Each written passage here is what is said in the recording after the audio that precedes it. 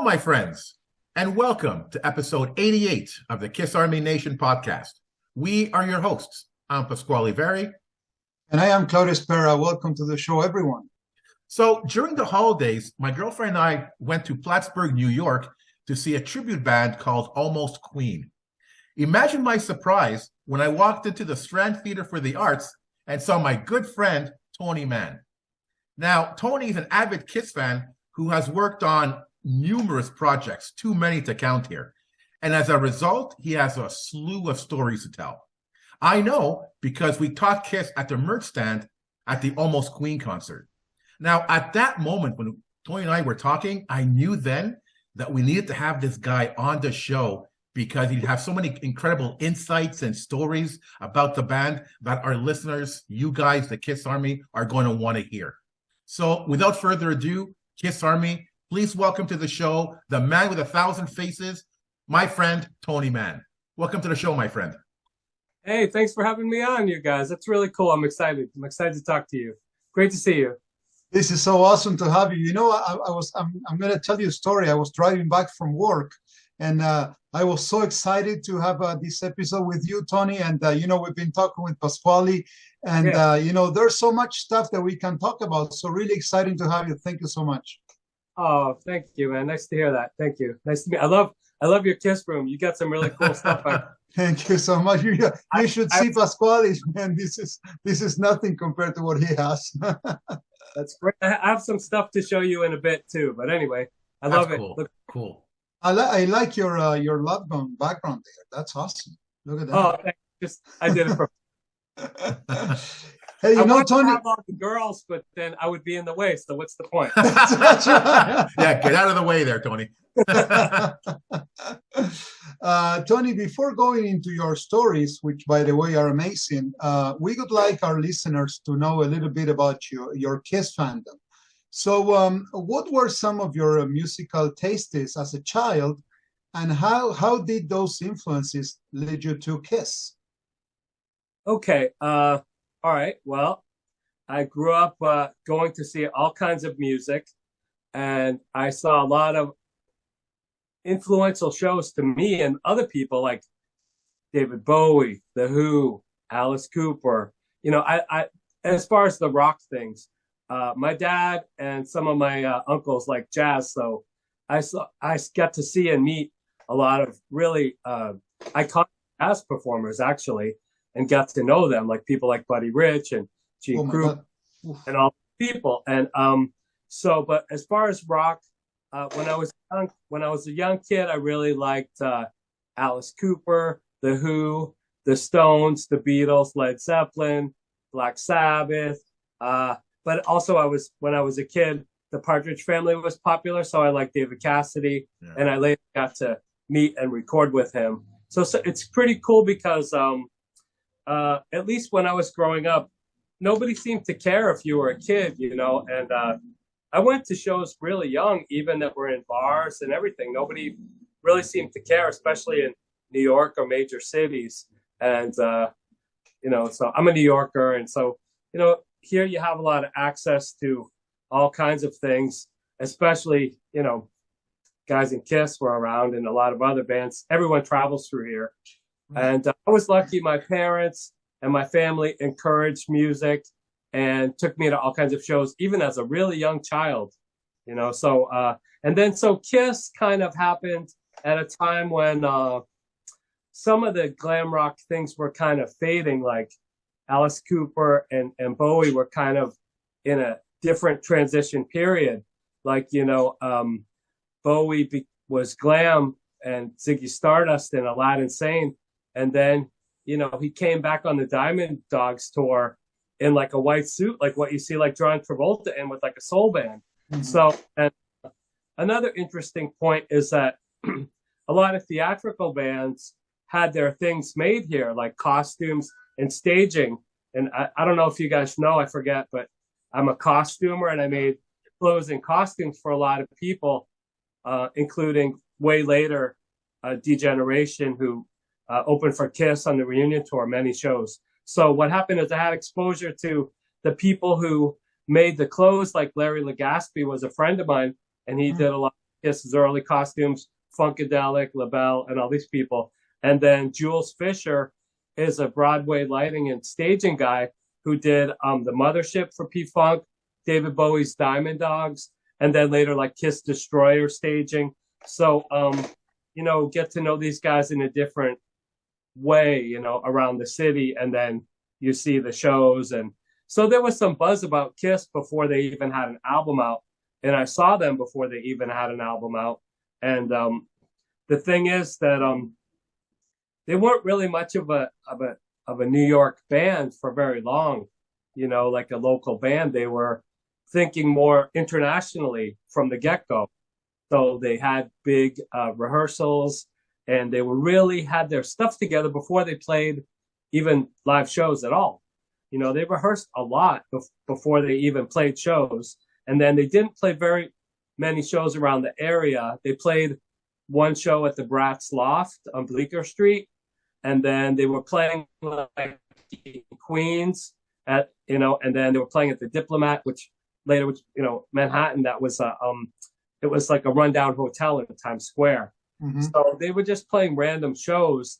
And it's like, if you heard about a band, you'd try to go see them. And I knew so many people that worked in the industry through my family and friends that you would hear about them. But Kiss was actually in a few magazines before, their first album came out.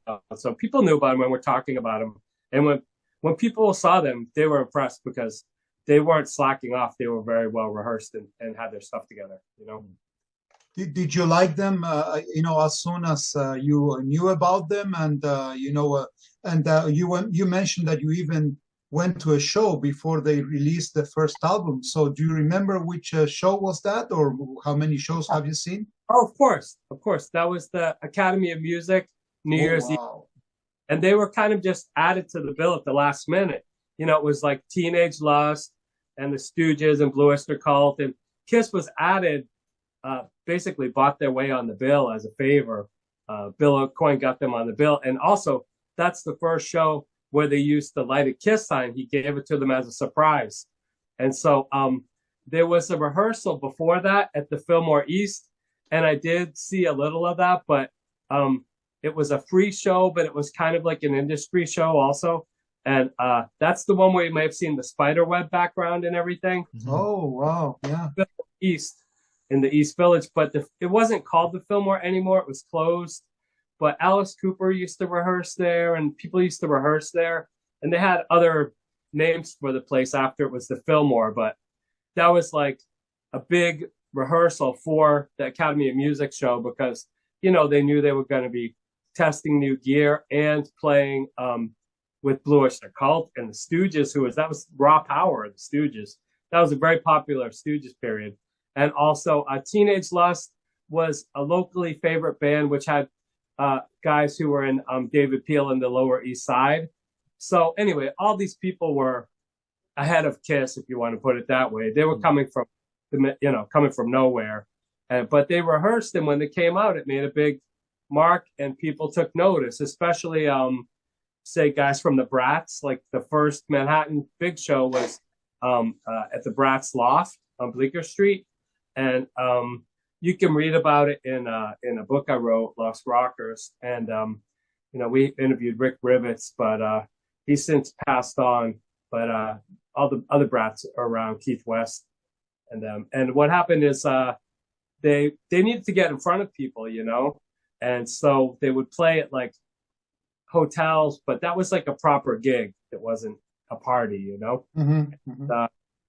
And the thing is, they played at Bleecker Street Loft with the Bratz, and then they later played the hotel shows in Times Square, and that's where they met Bill O'Coin. But they already had a lot of their look together in a way before they even met Bill, and they had the logo.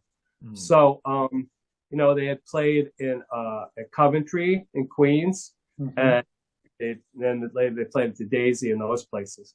But a big show was the New Year's Eve show for them because it was like their big Manhattan coming out show, and they had the sign and they had it all together. And the interesting thing is that show, Paul was wearing the bandit makeup, not the star. Mm-hmm. Right. Yeah. The first time I saw them, he wasn't even wearing the star. he's wearing the bandit makeup because Neil Bogart tried to get him to change it. And he tried it for a couple of shows, which I saw, and then he went back to the Star. He didn't have the bandit for long. Wow, this is, I don't know about you, Paz, but this is like where I'm already flying, listening to your stories, everything that we've ever read, in books, and all those names and bands that they were playing with at the very beginning. It's unbelievable. I can't imagine what must have been for you, Tony, to see them, live at that time. Must have been great. It was really good. It was an exciting show. They had the sign, and I remember Gene threw a fireball at the crowd and it hit some kid in the face.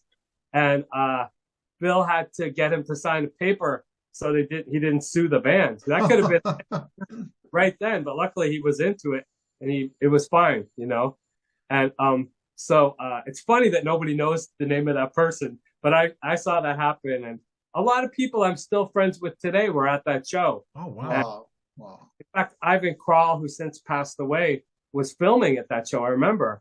And Paul Zone from The Fast was there, and he had pictures of the Stooges. I don't know if he had pictures of Kiss from that, but Ivan, I remember, filmed Kiss because Gene's hair caught on fire at that show. And so anyway, but people didn't know what to expect and just saw it, and it was fun. It was a loud rock show. People liked it, but they weren't even on the bill. They weren't on the marquee, so. Right. Yeah. It was kind of a surprise, and anyway, but I'm still friends with a few of the people today, like Bob Gruen and Night Bob, who's a sound engineer, actually for Almost Queen. He's a sound engineer.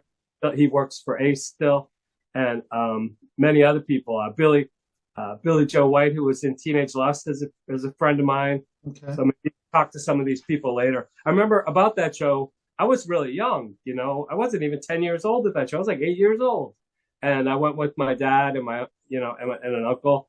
And so the thing is, I remember later, Bob Gruen has since told me that, he got hired to take photos of Kiss. And he told his wife, I won't be home. And, it's New Year's Eve. So kind of a drag in a way, right? You have to work New Year's Eve without your partner or whatever.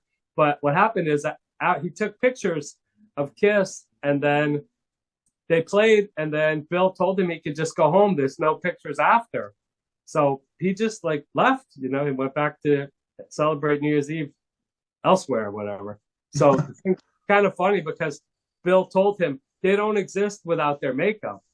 So we don't want any pictures of them after the show.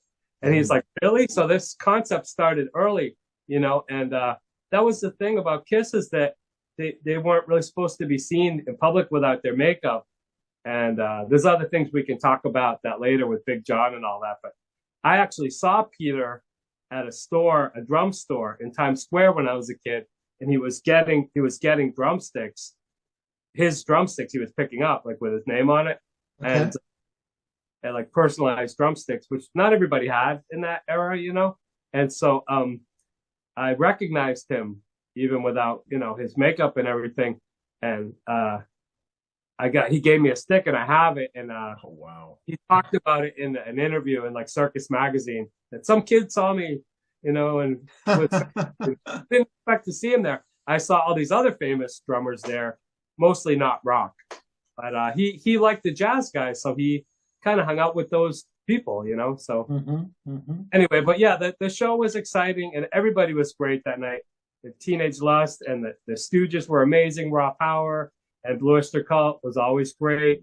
And it's kind of funny because that later led to Kiss, You Wanted the Best, and all that intro with JR coming up with the intro, because Kiss used to have an intro put your two lips together and kiss. That's right, exactly. Just kind of Sean Delaney or somebody would get up there and say it, and it wasn't powerful. But Blue Oyster Cult used to be on your feet or on your knees, you dogs, and really really tough. And Blue Oyster Cult, are little guys. I love Blue Oyster Cult though, and friends with those guys and everything. But Kiss was these big guys, and it had a kind of timid intro, so it was funny at that show. It wasn't any big intro for them, what you think. And it wasn't the whole show. Right. later. So, but it was fun. It was a New Year's Eve, like a rock and roll party, and it was at the Academy of Music on 14th Street. And I don't know if you've ever been to New York. Yeah. I know Pasquale has, but if you've ever been to Irving Plaza, in New York, that's right down the street from where Academy of Music was on 14th Street, and it was later called the Palladium. So I've been to a couple Kiss shows there that were great. One was that first big New York one, and another one was Eric Carr's first show. Was at the same venue, but it was later called the Palladium. Mm-hmm.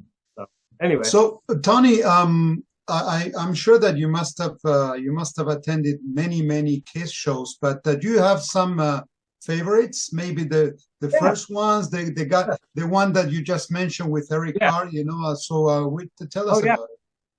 Yeah, so I have a lot of favorite Kiss shows. That first Academy of Music one was amazing, and then out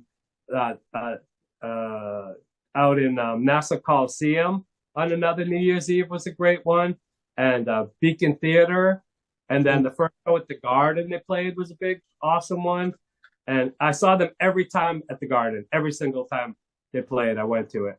And like every night of every time they played. Wow. I think every show I ever did at the Garden. Ever. I'm pretty sure I did. And so the thing is that they're all special in their own way. And Eric Carr's first show was really special because they were like, you know, it was a new guy in the band, you know. It was a big thing. And I was a kid, you know, I was a teenager then. And it was also funny because it was supposed to be a secret, but there's Eric's whole family. That's our son, Paul. And then there telling everybody. And then, you know, I had met him, and you know, I had already met him and everything, you know. And they tried the hawk outfit on him, and it didn't work. And he came up with the fox, and I think he came up with the fox because Rick Fox, who's a friend of mine and is in Los Rockers.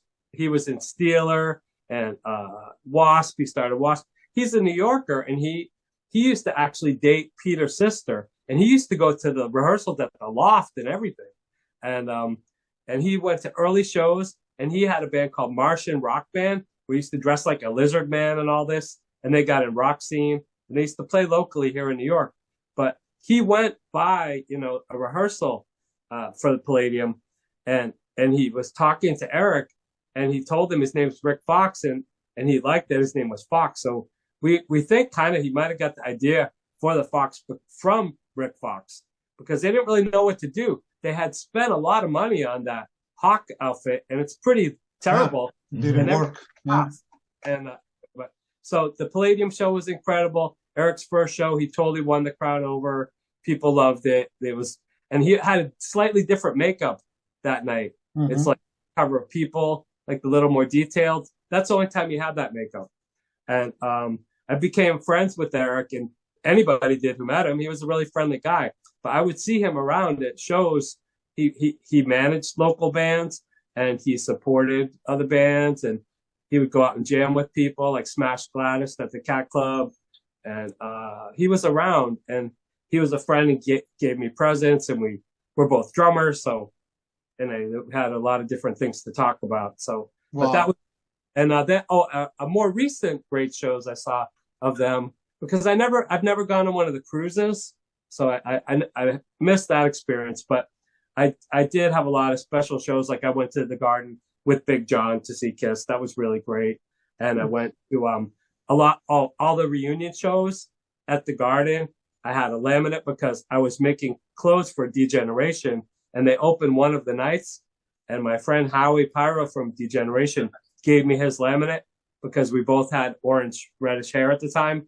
So he gave me his. So I got to go to every show at the Garden and like kind of sit like on the side of the stage. You know, the reunion shows were very exciting. Wow. And I went to, oh my gosh, almost 30 shows of the reunion tour because they were opening, and I traveled to Toronto and all over.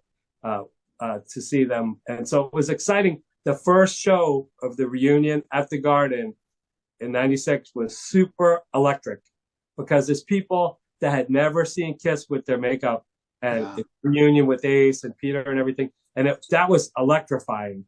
And my friends opened the show, and I was making their clothes. So that was a very special moment for me, like in many ways. And I got to tell you, it was a magical evening. And for that reunion to actually happen, no one ever thought that would happen. Yeah. And I did go to a press conference on the Intrepid. That was pretty cool. You know, oh, you were there too. Yeah, oh my God. Yeah. Wow.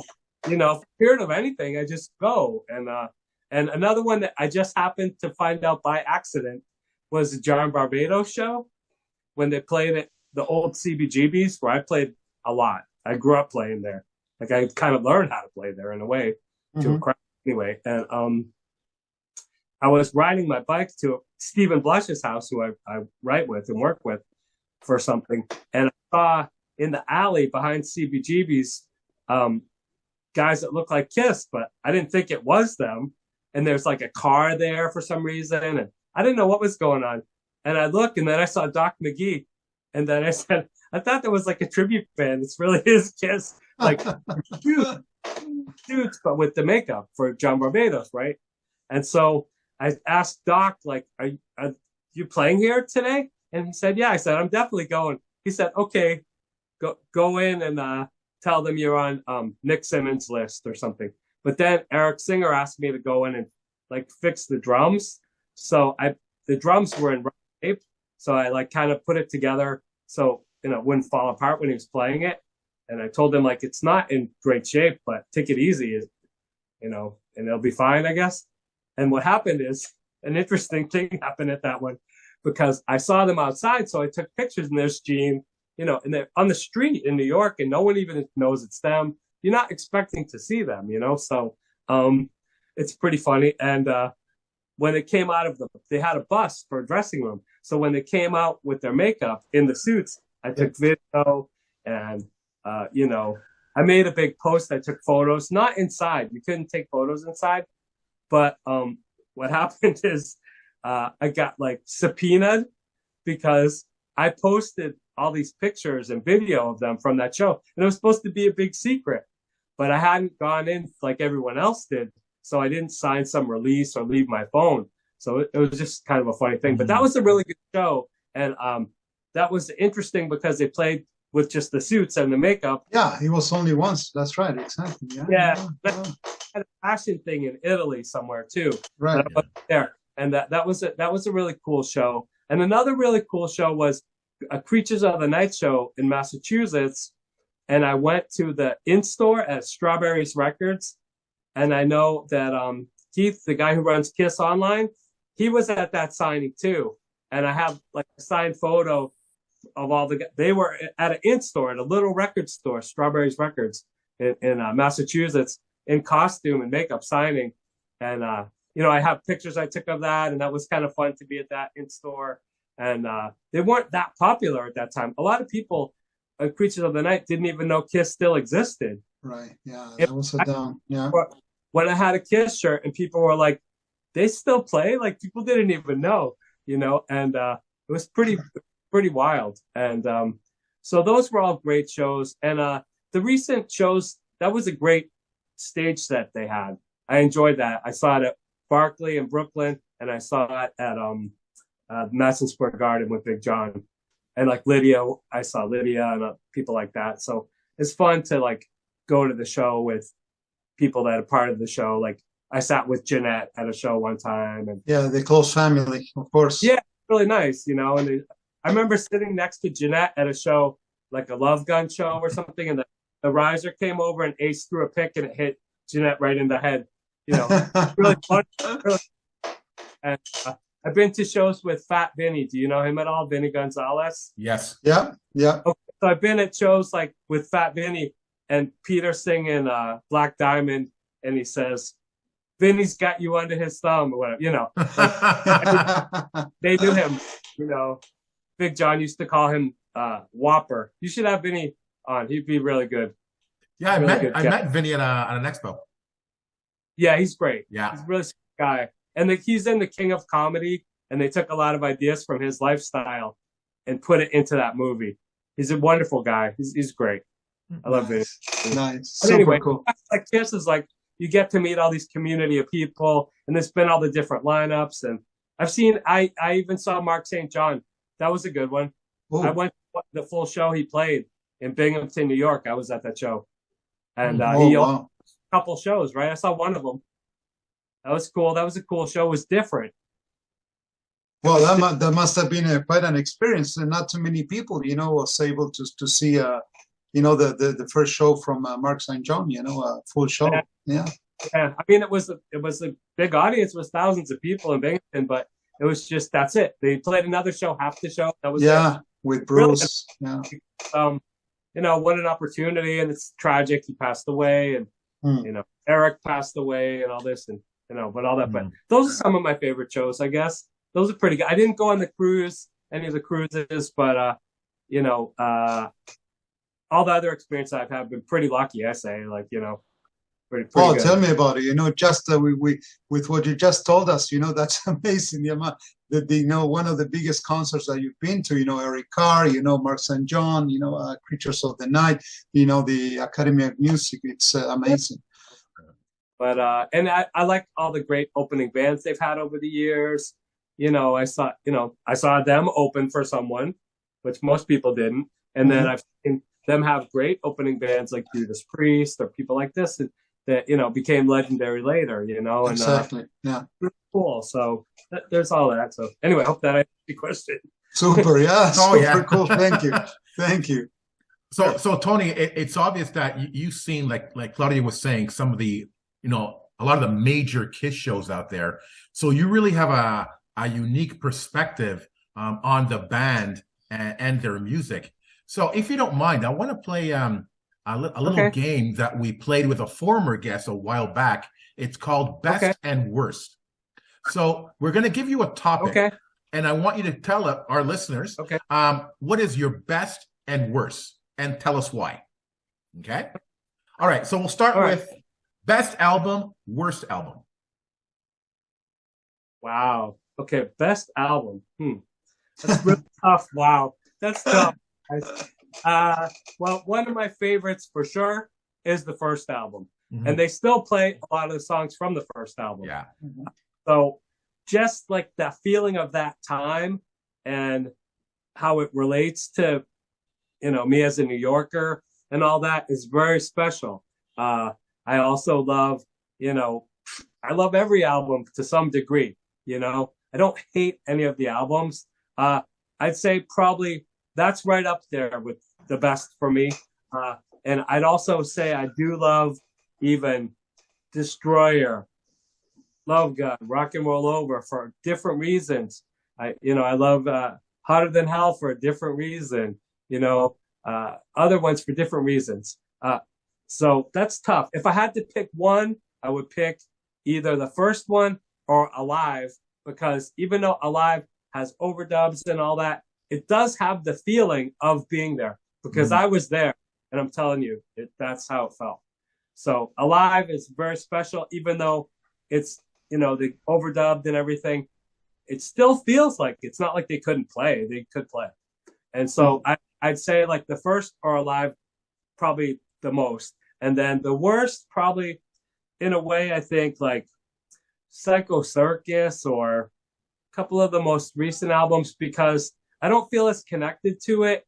And I think they really missed an opportunity on Psycho Circus to have people's involvement and make it a real special album. I mean, I like a couple of songs off of that, but it's pretty flat to me, and I don't connect to it as much.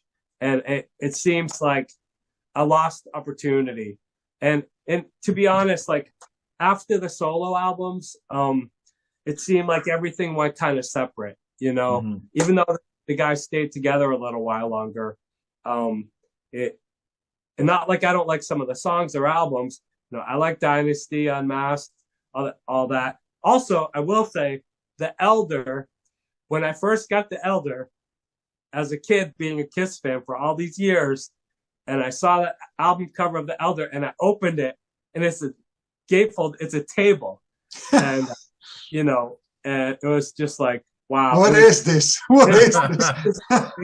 With their makeup, and it's a Pink Floyd album. And I was really confused. like there's some great moments on the Elder, don't get me wrong, but as a kid getting that album was like the floor dropped out from under me. Yeah, yeah. Like, what the heck? Where's What the is record? going on? What is going on? Sure. Yeah, It- yeah, that's and right. I'll tell you, it was very, very, telling because they played 2 nights at the Garden, Dynasty, and I went to them, and I went to more Dynasty shows in New England and other places, and then the next time they came back to New York, they played at the Palladium, which is a small venue for Eric's first show, and that's the only show they did in the U.S. in 1980, and until Preacher Night. And so, from going to 2 nights at the Garden to this much smaller venue where they got their big start, it was very weird, and it was it's too bad. But I still, not saying I don't like some songs on each album, I do, but I feel disconnected from some of them a little more. I connect more to some because personal reasons, Of course. but probably the worst to me, maybe like, I guess Psycho Circus. It seems like, what is that kind of? I don't know. Yeah. It's got good moments and some funny moments and whatever. Fans would say that Carnival of Souls is their worst album. Do you agree? I don't, because I think that it's weird. It's weird. It's not my favorite by any means. It's near the bottom for me. But I wouldn't think it's the worst because I feel bad for those guys, especially Bruce and everybody put all this energy, and that didn't even come out because the reunion happened, and it didn't come out till later. It didn't get a chance because they were trying to be timely and be with a trend. And I get it, and but it's not my favorite for sure. I wouldn't say it's the worst. I think it sounds better than a couple of the more recent ones. In a way, it's different, and they have different sounds and ideas on each one. They're trying to be in a different phase, and I think they were a little behind the time on that one, and then they hesitated and it didn't come out, and I felt bad always kind of for Bruce because Bruce is an amazing guitar player. He really is, and he was great. Like Revenge was killer. I saw Revenge was kick ass. I even saw another great show was Revenge at the Ritz. Oh wow, the club. Okay, great. Wow, nice. Killer. I saw a couple club shows of Revenge, and they were kick ass. I mean, that's my favorite period of Eric Singer is Revenge, and I knew Eric Singer from Badlands and all these other bands he was in. Personally, I feel he played his best. He was on fire on Revenge and live, and he really was good on that one. And so was Bruce, and Bruce had kind of been maybe a little awkward on stage at times.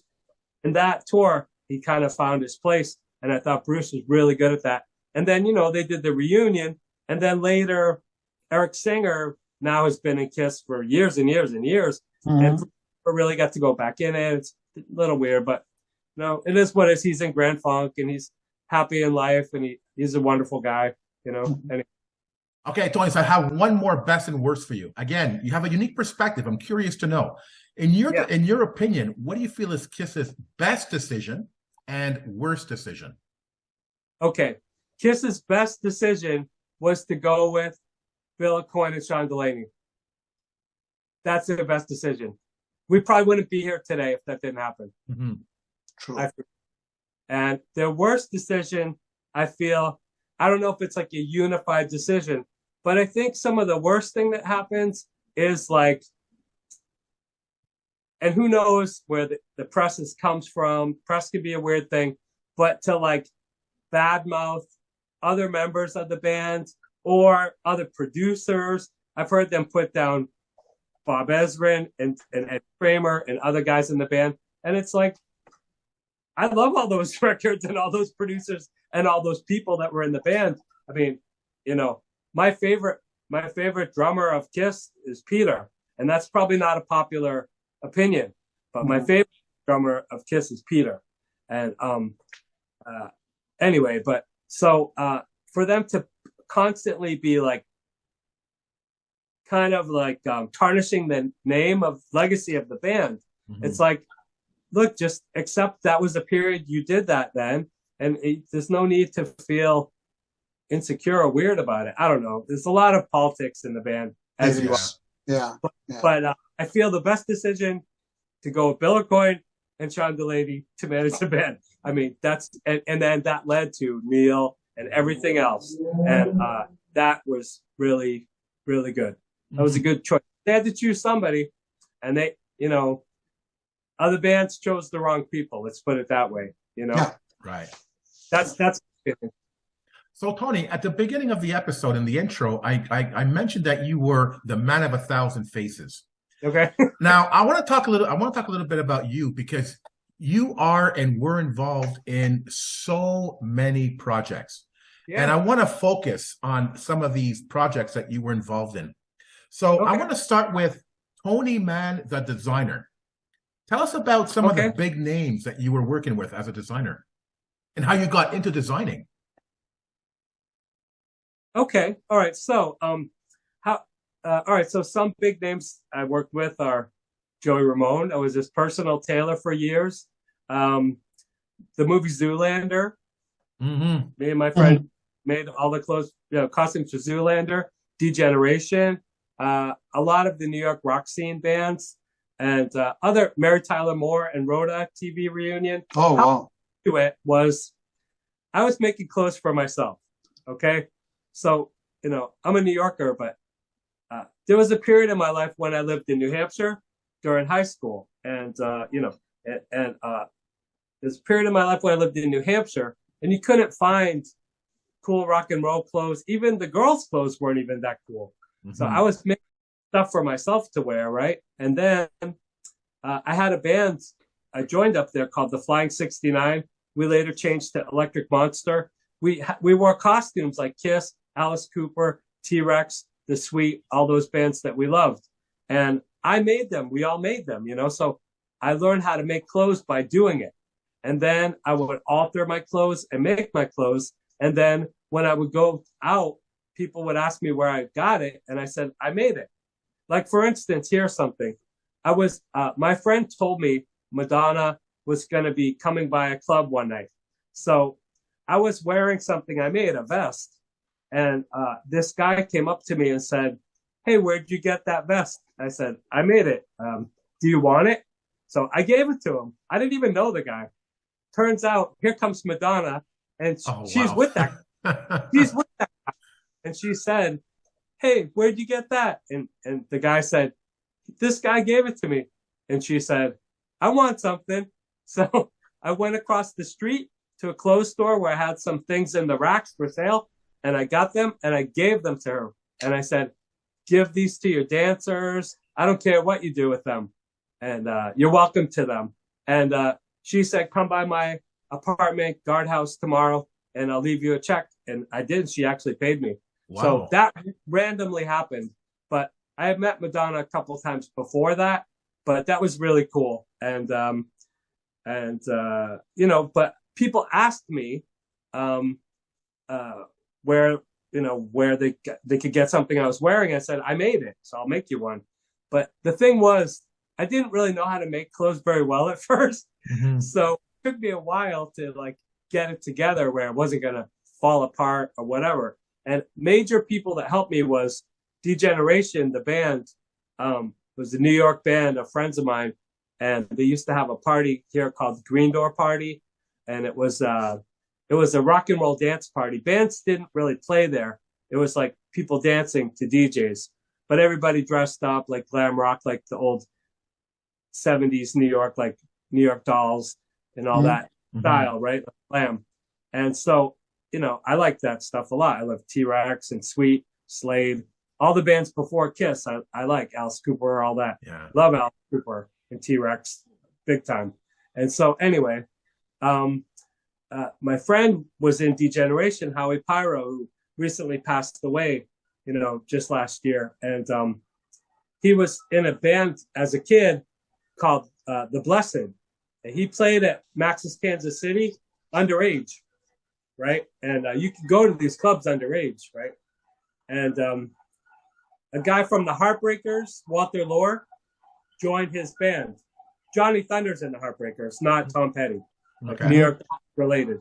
And so anyway, we hang out with all these kind of guys, right, as kids, and look up to them. And some of them, had like really wild lifestyles. I don't know if you should be. That's not a great example, but whatever. So, how we played in some bands, and then he had a band called Degeneration, right, with other local guys. And so I would go to their parties, and I end up fixing Howie's clothes. Now Howie was friends with Sid Vicious of the Sex Pistols, and Sid Vicious died here in New York. He OD'd. Howie was there at that party when he died. Oh my God! Oh wow! A friend, and Sid Vicious' mom used to live in the West Side, and she would hang out, and you could like smoke joints with her and everything. She partied, and so she had a party at her apartment with guys from the Misfits. And what happened was Nancy Spungen was murdered in the Chelsea Hotel, Sid Vicious' girlfriend. So Sid was out awaiting trial. And so when he was still waiting to he didn't kill Nancy, but when he was awaiting trial, he was at a party with his mother at some apartment with a bunch of friends, including Howie. And he OD'd and he died. Oh. And so the mother gave Howie all Sid Vicious clothes. And so some of these were all ripped up. So Howie would ask me to repair the clothes so he can wear it. And it's like Sid Vicious clothes from the Sex Pistols, Wow. I'm fixing it. And after a while, it would keep ripping. And, he'd wear it on stage. And it's like, this should be in a museum, And of course, yeah. After a while, I said, let me make you one that looks like that. So you don't have to wear, Sid's actual clothes.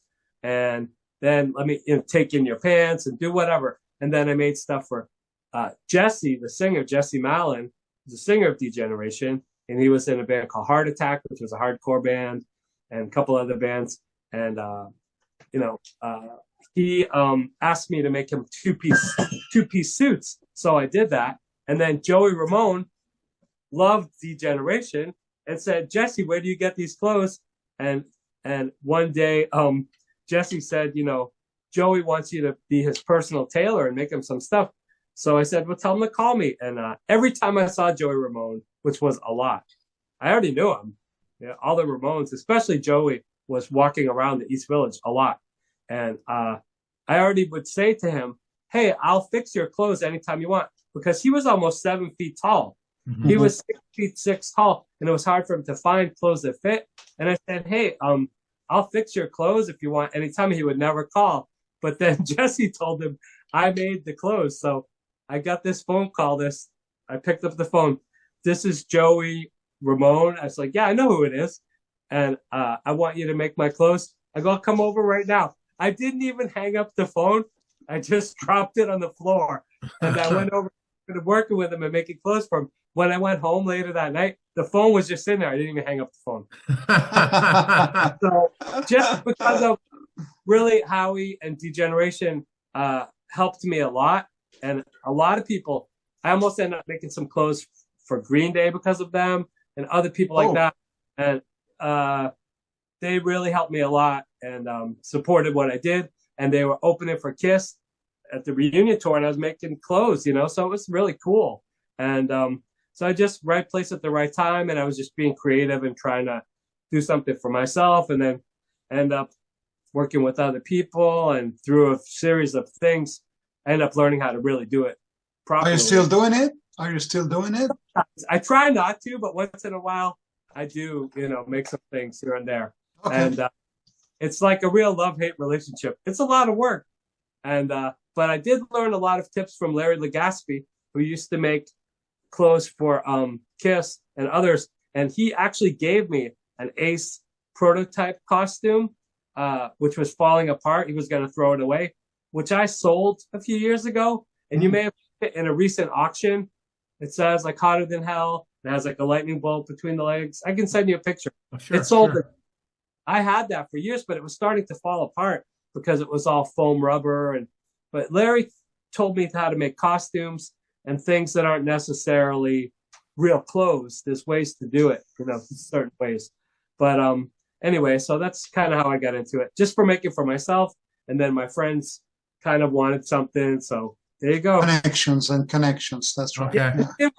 Here's another thing. Like, you can go buy like something now, but back then, like, you could buy some things, but you didn't want to look like everybody else. Right.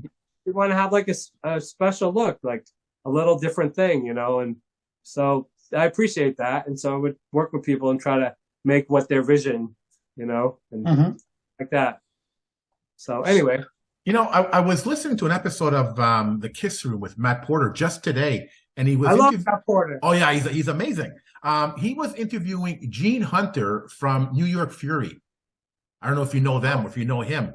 And he was talking about all of his experiences in New York, and that, as a kid, you could approach these celebrities and just talk to them. And now, is that the way you got into the business, or into, talking with the band and being so close with the band, having all of the experiences that you've had? Yeah. Yeah. I'm just that way as a person, I guess. I mean, my dad is like that. And, my dad would talk to anybody. He'd go up to a complete stranger and talk, I'm not timid about approaching someone, especially if it's I'm interested in what they do as an artist. And now there's all high security and all kinds of things like that. When I was a kid, you could just walk up to Jimi Hendrix. You could walk up to Jimi Hendrix. No one cared. And my uncle or dad knew a lot of these people. My dad had a friend who played with Peter Frampton for many years. He played with Elvis. He played with Frank Sinatra. So all those people I saw and got to meet all these people because of that. So, I mean, when you meet like whoever, Bruce Lee, for example, okay? Right. Yeah. You meet somebody like that, you're not really intimidated by anybody else, like, pretty much. And anyway, most of these people are nice. Like Keith Richards is very nice. Joey Ramone is was a very sweet guy. And, it also, you're around this, it's normal. That's what I like. It's just like, I've met you, we talked, like, I don't think it's any different. Some people are a little different. You can sense it. Like even Prince, I met and talked to, and he was totally cool. But maybe in another situation, he wouldn't be. I don't know, what that day, whatever. But I'm willing to take a chance. And I've had some bad experience too, but mostly positive. And, if you're not a jerk to people, and, if someone's eating, maybe don't do that, but, and you might only get that chance to meet them, so, and then, like somebody like Eric Carr, who was extremely personable and, would call me up, and I'm going to the Cat Club. You want to go see some band? He was like really a friend, so that's a great experience. And with someone that's as big as like Keith Richards can be nice to you, like, why can't this other guy? He's not a big star to me, but hey, everyone's their own ideas, and I try to have some sensibility about that. But I'll just talk to anyone. But it really was access to like meet like celebrities or designers, or if you have the nerve to try to talk to them, mostly friendly. I think so. I've had good luck with it. But kids today wouldn't be able to have the opportunities that you had back in the day, because it's a completely different time. Like you were saying, security. Yeah. You don't have the access to celebrities that you had back in the 70s. What really I feel is that it wasn't so thought out, and it wasn't.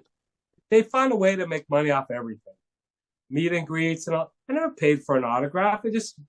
They were happy to sign an autograph. Yeah, when fans knew, they're happy for attention, and it's different now, though. It's different. And also there's not the same industry. So people have to sell merch. They have to hustle. They don't have the record money. Like Kiss was getting paid weekly just to exist, in the early days. Not a ton, but for them, they were like, wow, I'm getting paid. I'm a professional, so, and getting the clothes made and, all that, and getting fed and whatever. But it's a different situation. I understand. I've toured for many bands I played with Dee Dee Ramone and all kind of people like this. I've seen every level of it. I understand it. But it is different today. It's different. But maybe if you, on a local level, you can meet local bands and then all of a sudden you guys are a star, so who knows? Exactly. So, Tony, your extensive resume doesn't end just there. So there is also Tony Mann, the actor. So what have you done? Okay. Well, I've mostly played myself in movies like the Squeezebox movie, where I played with Jane County, who used to be Wayne County, who used to play with Kiss early on and everything, with the first transgender rocker, who I love, Jane County. We were in the Squeezebox, was a party at Don Hills in the West Village, and it was just like a wild rock and roll party. And the last one was made into a movie, and I played with Jane County in that show, so I'm part of the movie. But there is a couple movies I acted in. One of them is called Swim Little Fish Swim, and it is by a French director, Ruben Amar. And what happened is I had a friend locally. So right across the street, I live in the Lower East Side, and right near where I live, Lady Gaga lived. Okay. Years before she was famous. And there used to be a place called St. Jerome's that was a local bar where all those Lady Gaga people used to hang out and get to know each other. And she used to dance there and all kind of things. And so anyway, a girl that used to go to that party was a casting person for a film. And she asked me if I want to audition for a film as like a rocker. And I said, yeah, sure. And I think she was thinking of me for the lead person in the film, which I didn't. That was already taken by the time I went to the audition. But I got the role. I auditioned and got the role of a record producer, which I am in real life, and a guy who runs a studio. And so I auditioned. I got the role, and it was a cool film, and it played all over the world, and it won awards in different countries and things. It's called Swim Little Fish Swim, and in it, this is kind of funny. The director is French, so some of the dialogue he wrote for me for the script, it didn't translate very well. So I said, I don't mean to be offensive, but I definitely wouldn't say this isn't proper English. Not to be offensive, but just not correct. Yeah, it is not. Just make up your own dialogue. So I just made stuff up. And then actually, I was sitting there playing on the drums. He didn't even know I was a drummer. So he filmed back with some of that in there. And then an interesting other thing is when I was really in high school, besides Flying 69, which was almost like a Kiss band, I also played with this guy, Gigi Allen, who was a punk legend, who later on played naked and went to the bathroom on stage and threw it at people. Did you ever hear of this guy? No. Gigi Allen. No. No. When you check this guy out, you get back to me, okay? Okay. He's a legendary guy.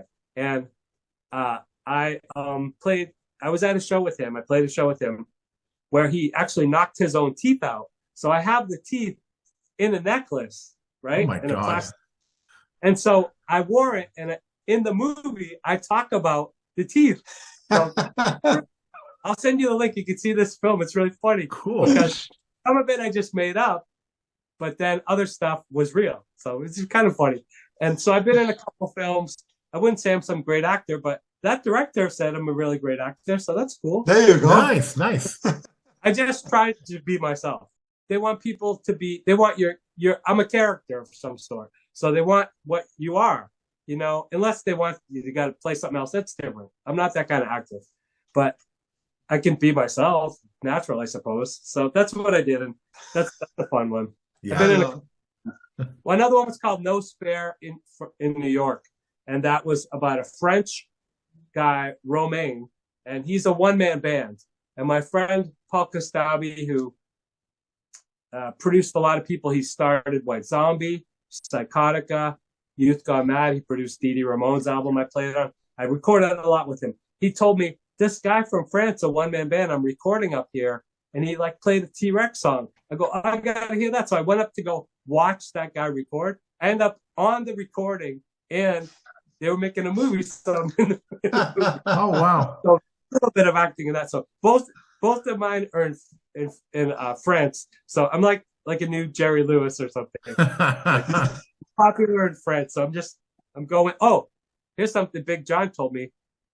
When Kiss played in France at Olympia, I think it was in Paris, Jerry Lewis was performing there, and they went to see him.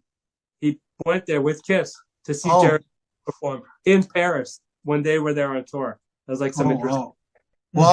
Wow, good story. Look, Tony, and finally, I would like to touch on a very, let's say, a very interesting, one of things that you do as an author. And I really, personally, I love, music books and rock books. And can you tell us about, the two books that you wrote, Lost Rockers and New York Rock? What is the main focus? Sure. Lost Rockers is basically 20 people who fell through the cracks. They, fame. Okay. They didn't get the fame they deserve. You might know them for their song or something about them. Like Pat Briggs of Psychotica. He just recently passed away. I was in Psychotica for a little point, but Pat Briggs was in the original Hedwig, Rent. He wrote some of the early songs for Warrant, and then he was in Psychotica, and they were on Lollapalooza tour with Ramones and Metallica and everything. He was a tremendous, powerful singer, and he just recently passed away. But he's someone who should have been famous, if you ask me, and influenced a lot of people. And then other people like Gloria Jones from T-Rex, a personal friend of mine. She wrote 100 songs for Motown. She wrote How Are Your Women for Gladys Knight. She wrote songs for the Jackson 5. She produced Marvin Gaye and wrote songs for Diana Ross and people like this. And that's not all. She was in the original cast of Hair in LA with Meatloaf, Joe Bryant, Jennifer Warnes, and all these people. People that they all became famous later. She was a kid. And she was in T-Rex. She had a son with Mark Bolan named Roland. So, people like this. Okay. So that's what Lost Rockers is. And, we actually made a documentary about Lost Rockers, and it premiered at Lincoln Center Film Fest, okay, as a work in progress. And what happened is the music rights of this cost so much that we have never been able to put it out. Oh, okay. About famous people. One guy in the film and in the book, Jake Holmes, he wrote the song Dazed and Confused, made popular by he had it on an album before they even existed, when they were the Yardbirds. And they took the song, and Led Zeppelin did that song their whole career. It was the main center point of the live show. I got Jake. He also wrote jingles. He wrote I'm a Pepper, You're a Pepper, Dr. Pepper. Yeah. A lot of jingles, which he made money off of. But he was kind of more like a folk guy. But he wrote a lot of hit jingles for commercials. So he made money with that. And he wrote an album for Harry Belafonte. And he wrote an album for Frank Sinatra.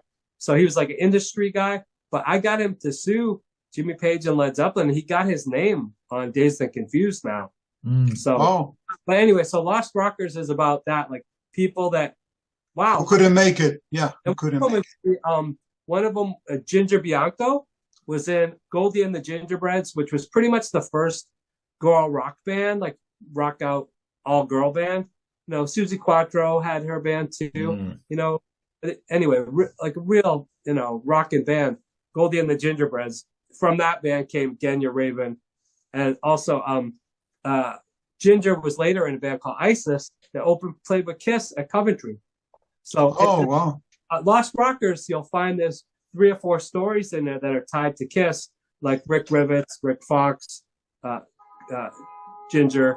There's a few in there. So that's what that is. But anyway, someday we'll get Lost Rockers out, the documentary. But that's what the book is about. And then and that was written with Stephen Blush, who wrote American Hardcore. And so, I worked with, so Stephen Blush wrote American Hardcore, the book. And Paul Rockman had a lot of videos and worked for Propaganda and made a lot of videos for Bad Brains and bands that, when MTV was first starting, they didn't have any footage. And so they would call people like Paul, who was a young director, and say, do you have anything? And he would bring them the Bad Brains. And so that got played. They didn't have anything else to play, anyway, so they got together and made the movie about American hardcore, and it sold to Sony Picture Classics, and it was at Sundance and everything. And so the thing is, I started working with them on New York Rock before Lost Rockers as kind of like a fact checker and a guy who would get people to be interviewed. Like Steve Blush would ask me, hey, who is the lineups of the Brats? And I said, well, this one, that one. I'll just call the guy and ask him all the lineups. And he's like, you know these guys? I'm like, yeah, of course. So I personally know a lot of these people. So I would call them and then interview them. And that's how, but New York Rock took a long time to make. And then in the meantime, we started making this other thing that didn't happen. And then we made Lost Rockers. Now Paul Rockman also made the videos for Revenge, for Holy, and Domino, and I Just Wanna. He's the guy that, he made Man in the Box for Alice in Chains, right? Oh, wow. It's him. Okay. That's why Kiss wanted him. And there's a really funny story, which I don't know, maybe I'll have him on sometime, but he was trying to get Kiss not to move. They hired him to make Unholy video, which is, I think, one of the best Kiss videos. That's me. And it's one of the best Kiss comebacks. It's like, that was killer, like great. And so, anyway, so he has directing Paul and Gene. He's a young kid trying to direct them, but they hired him. So he was like, don't move. And they would keep going like this, rocking back and forth, like the do stance.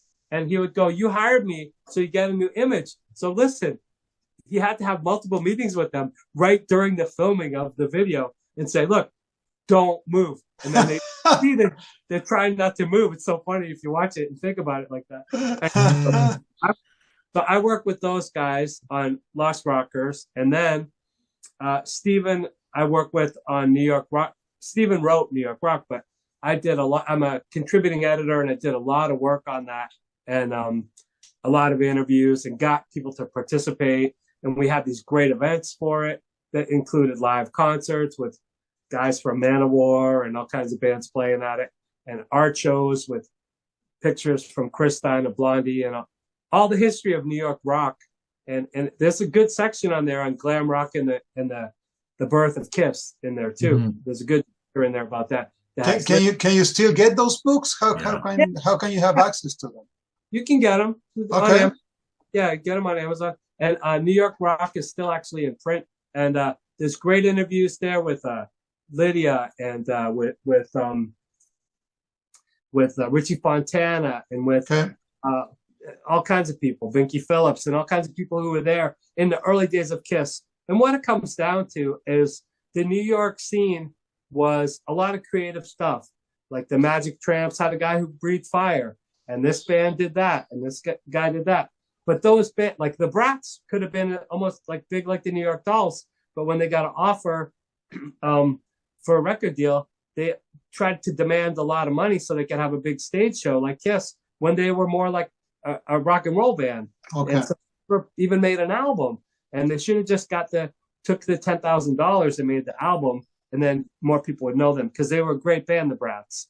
And so the thing is, there's a lot of bands that were great, and Kiss kind of took an idea from every good idea from everybody. Yeah. That sounds like Kiss. From Alice Cooper and T-Rex and Bowie and the Brats and the Rags and Harlots of 42nd Street and all these bands, right?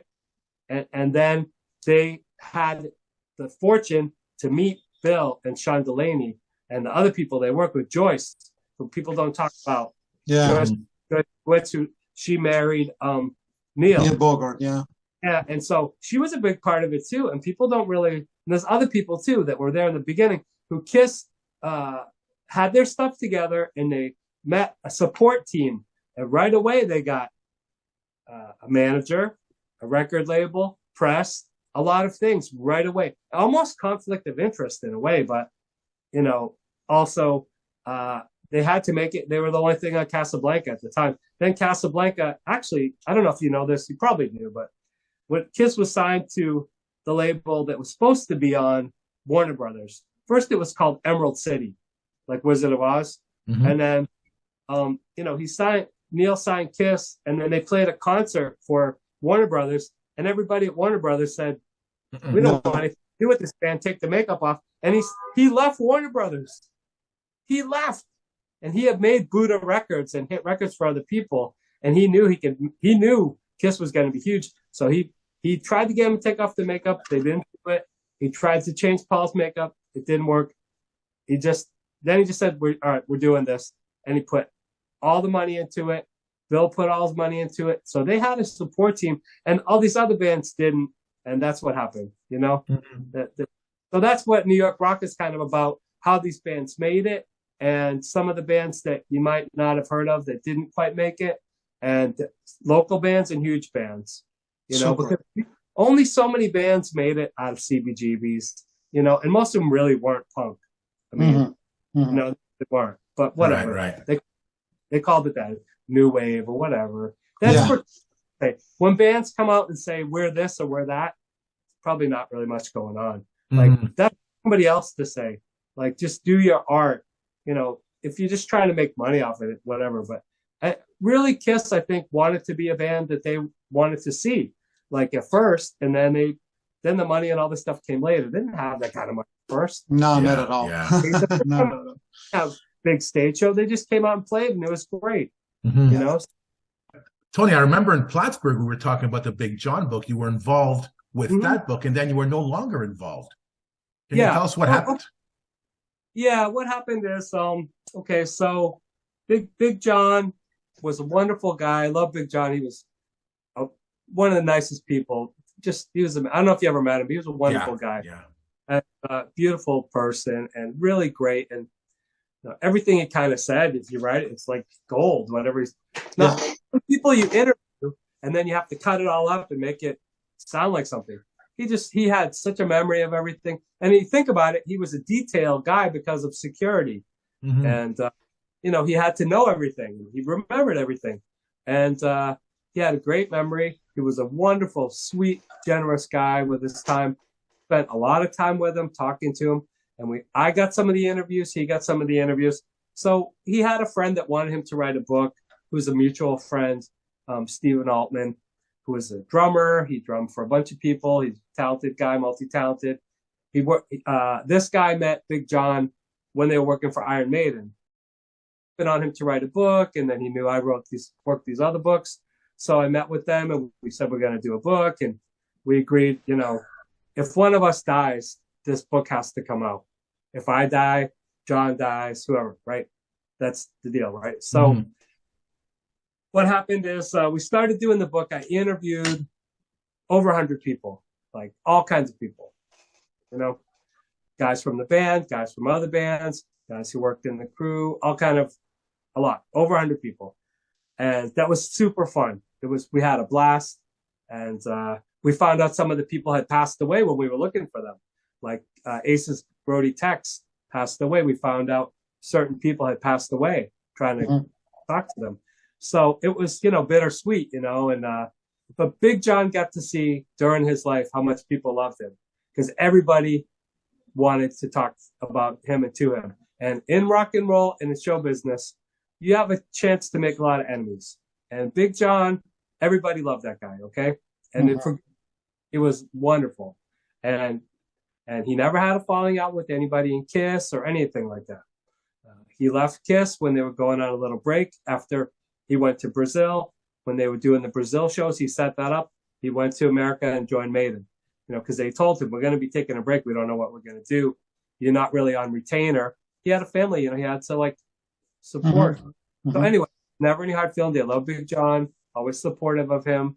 And they had great things to all say about him and great stories. Okay, so I'll tell you that. And everybody had great stories, and Big John had great stories. And really funny, sweet guy. And what happened is they went with a GoFundMe thing, and the GoFundMe basically screwed everybody. And went to court and didn't have to pay. And GoFundMe took everybody's money. And it's really a crime, actually. But all I'm saying is there was a restructuring of what was going to happen. So I turned in all the interviews, right? I didn't want Big John personally to pay me. It's ridiculous, you know? So, I turned in all my interviews, and they got a new publisher, and they're going to be making an announcement soon about all that. and they put in a book together, and it's going to come out. So my best to them, but just at one point, it was just a big mess at a little point there. And I just, I just was like, here's the interviews. I hope this happens. There's just nothing that can be said to bring Big John back. Big John, exactly. Yeah. Big John unfortunately passed away. It's a real loss, because I would have been great for him to see this come out and for people to meet him and get their book signed and all this stuff. And but it will be a great tribute to Big John, and I wish those guys all the best. It's in good hands now, and I think it'll come out this year. So that there's going to be an announcement, and I'm not the publisher, so I'm not really at liberty to say much more, except that I wish them all the best. I'm glad I had something to do with it, and Big John was, I was a part of Big John's life. It's really special. So, that's that. Well said. Well said. So, Tony, I want to wrap up the episode with just one more question, sort of to bring the episode full circle. You talked a little bit about, Kiss in 73, 74. So my question is, did they really fit the New York scene back then? And how do you think Kiss fits in with the music scene today? Okay, well, what I'll say is that Kiss is a very unique band. And they don't fit with any scene. They're their own thing. Nice. And that's why people that like Kiss, some people only listen to Kiss, and that's it. They don't. That's true. And really, you know that, right? Oh yeah. You know that, right? Yeah. Some people only listen to Kiss where it's beyond music. Okay. And when I was a kid and Kiss became like superheroes, there's people younger than me. I was pretty young when they came out. I was, preteen when they came out, but there's people younger than me that became fans. Like when I would go to Dynasty and see the real little tiny kids and stuff in makeup and everything, I was like, whoa. So this is different now. The answer is they are New Yorkers. Okay. Mm-hmm. So they bring that street thing to it, especially in the early days. Okay.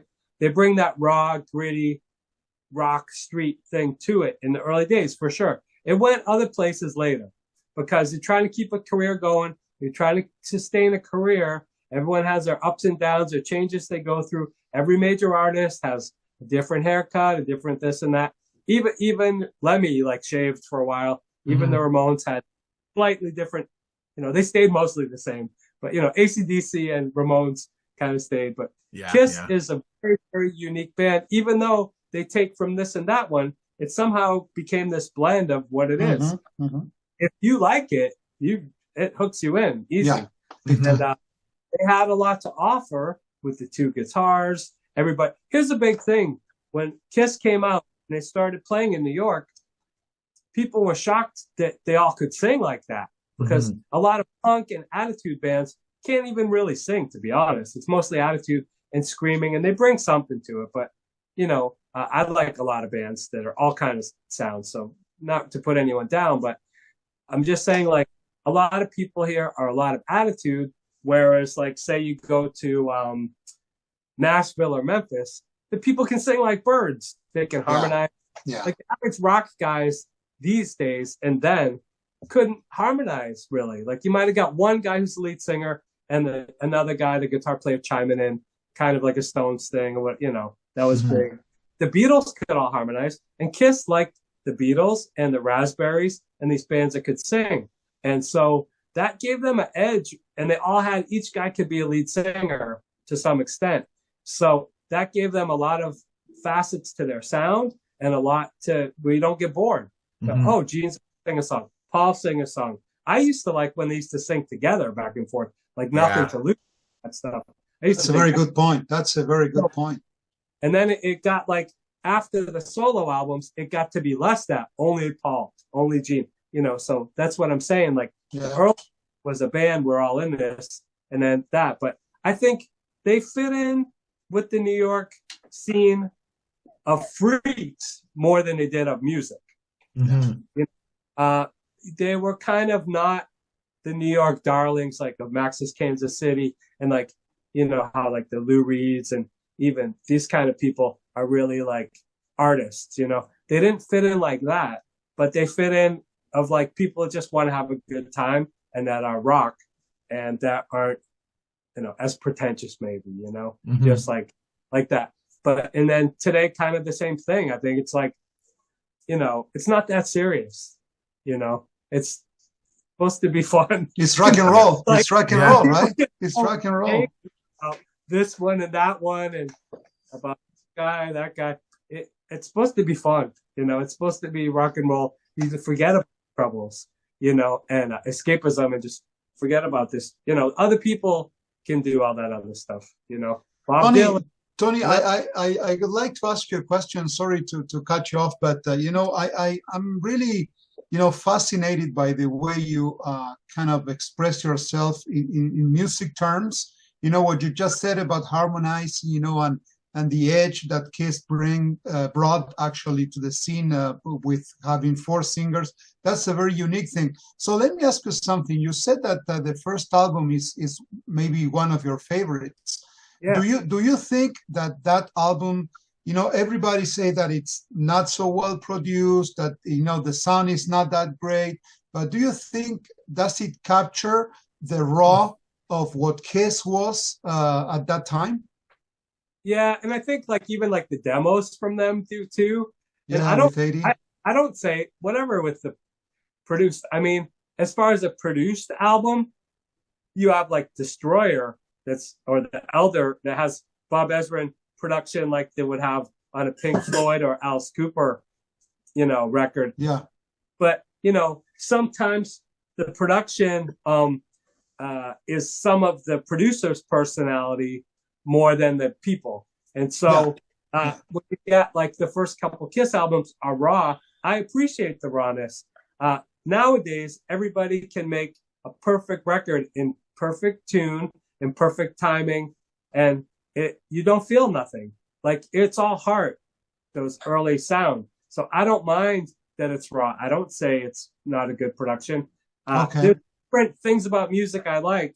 You know, I love Led Zeppelin and Black Sabbath and other guys that are more just wild on their instrument, but that's a different thing. But Kiss is supposed to be a band, and that means that when you're together, it is stronger than each guy individual. So that is what it is. And so they realize we got a good team, we're going to be successful and powerful. And when they first came out, people were kind of shocked. Some people will admit it, others won't. And that they were tight, they had their act together, and they could sing, and they had, you know, good gear, and they could play and sing like really well. And the average bands were pretty raw and more attitude, you know.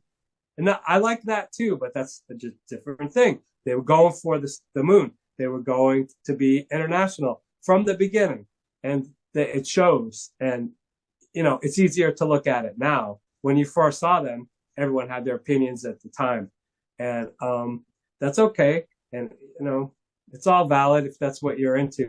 But I feel like the harmonies was a big edge they had on some people, even though they're not the Eagles. They don't sing like that. But you know, those guys used to play Beatles songs on the street. That's right, exactly. Yeah.